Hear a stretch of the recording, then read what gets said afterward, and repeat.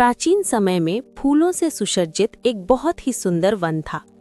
उसी वन में महर्षि मेधावी तपस्या करते थे। वे भगवान शिव के परम भक्त थे। जब भगवान शिव के विरोधी कामदेव को पता चला कि मेधावी ऋषि शिव भक्त हैं, तो उन्होंने बदला लेने के लिए उनकी तपस्या भंग करने का निश्चय किया। कामदेव ने मंजू घोष नामक एक सुंदर अप्सरा को उनका ध्यान भंग करने का कार्य सौंपा।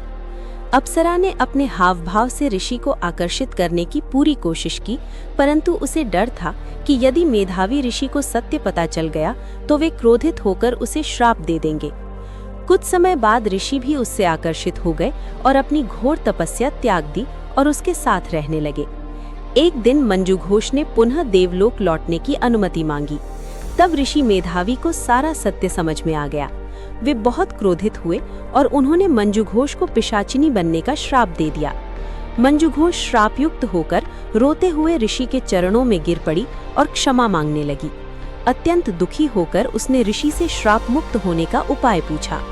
तब ऋषि ने दया दिखाकर कहा, यदि तुम चैत्र मास के कृष्ण पक्ष की पाप मोचनी एकादशी का व्रत पूरी निष्ठा से करोगी तो मेरे दिए हुए श्राप से मुक्त हो जाओगी। मेधावी ऋषि जब वापस अपने आश्रम पहुंचे तो उन्होंने अपने पिता महर्षि च्यवन को सारी घटना सुनाई। उनके पिता ने कहा, पुत्र, तुमने मंजू घोष को श्राप देकर खुद को भी पाप का भागीदार बना लिया है, और अगर तुम्हें अपने पाप खत्म करने हैं तो तुम्हें भी पाप मोचनी एकादशी का व्रत रखना चाहिए। तब उन्होंने भी इस व्रत का पालन किया और उनके भी सभी पाप नष्ट हो गए।